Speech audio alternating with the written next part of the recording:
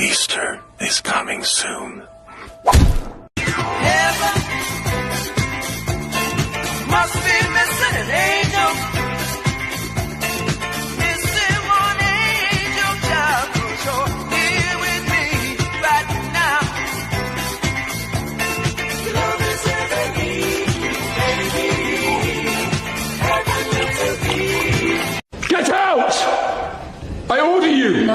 No, George. Charlotte! You cannot force me away. I will not go. I command it, go! I will stay! I command it!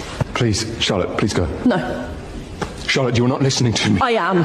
I have heard that you wish I had not come, that you want me to go, that you do not want to see me. Charlotte. What I have not heard is that you do not love me. Love me? Do you love me? I'm trying to protect you. Do you love me? I cannot. I got a girl, her name is Daisy. She almost drives me crazy. I got a girl named Daisy. She almost drives me crazy. She know how to love me, yes indeed. Oh, I don't know what you do to me, do that.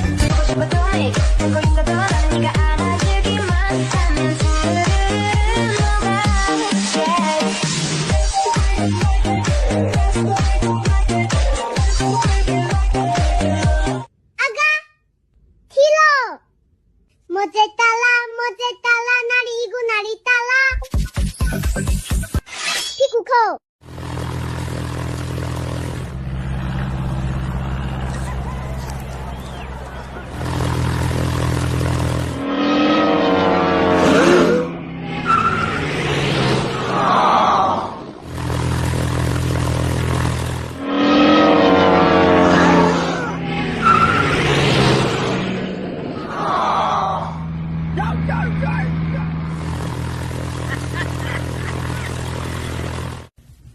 Mommy, I'm scared in the dark. Can you come sleep with me? You're growing up, sweetheart. You need to be independent. But Daddy is bigger than me. He should be independent first.